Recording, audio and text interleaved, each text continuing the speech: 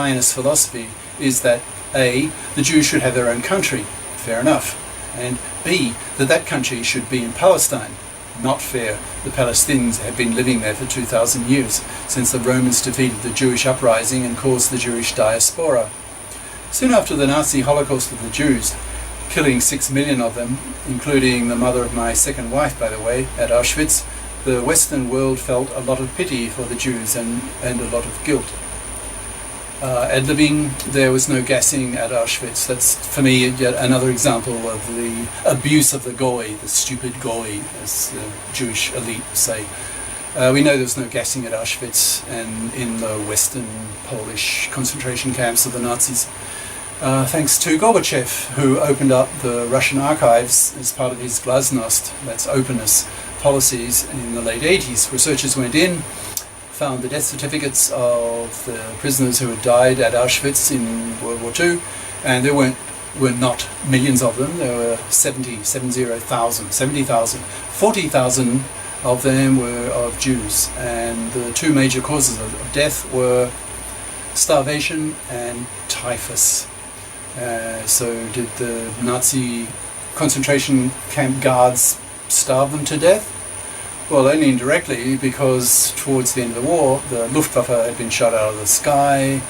The Allies were destroying the last vestiges of German infrastructure, the railroads and so forth, so the food trains could not get through, so they starved. And when they starved, their immune systems went down, and so they got typhus and died in tens of thousands.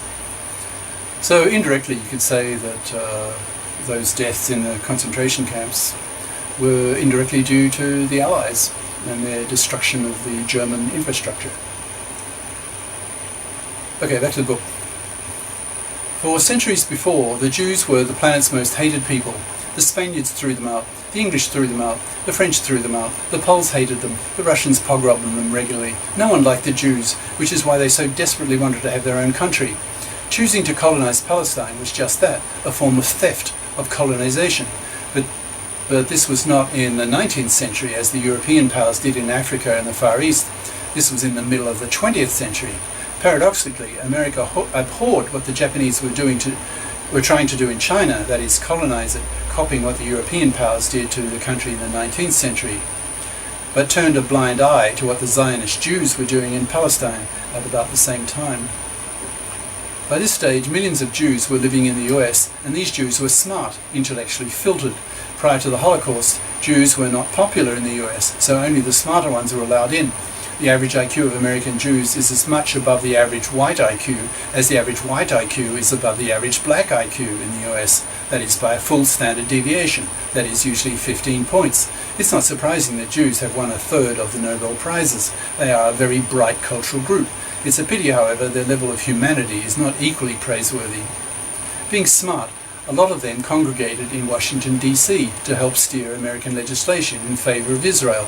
For example, the Jewish community bribed the Truman Re-election Committee $2 million so that President Truman would vote for the US recognition of the freshly created State of Israel. Many other Jews had control of America's media outlets, so they could influence American public opinion that way too. High intelligence goes with power, that's normal. But America's Jews were spectacularly successful in their manipulation of foreign policy in the Middle East. As a result, about half of America's total annual foreign aid budget for the planet goes to Israel each year, billions of dollars a year, and to bribe Egypt to not go to war against Israel. Each time, when the Arabs went to war with Israel, it became routine for the Israelis to go to the US to get military aid, with the result that so far Israel has won all its wars against the Arabs. Israel also has the nuclear bomb. One wonders how much of a role the US played in that.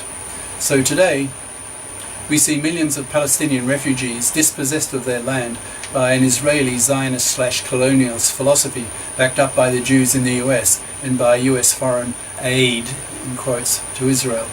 If I were an Arab intellectual, I would hate America. I would hate the country viscerally.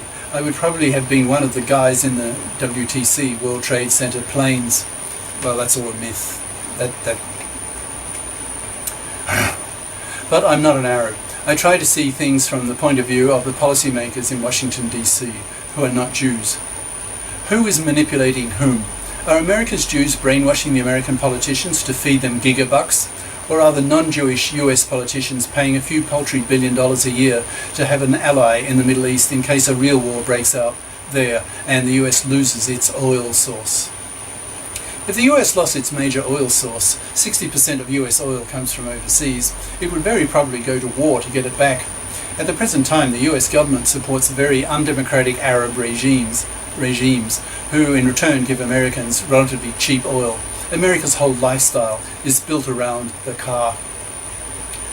For example, I used to think nothing of driving 100 miles from the small Mormon town where my university job was to the state's capital city, Salt Lake City. I did that nearly every weekend for years to escape the doldrums of small town life and the total alienation I felt towards the Mormons and their childishly gullible religious beliefs. The Mormons comprise 3/4 of the town's population. Spending weekends in a small town after having lived the cosmopolitan lifestyle of Brussels was unthinkable for me at the time. Admittedly, I did not have a gas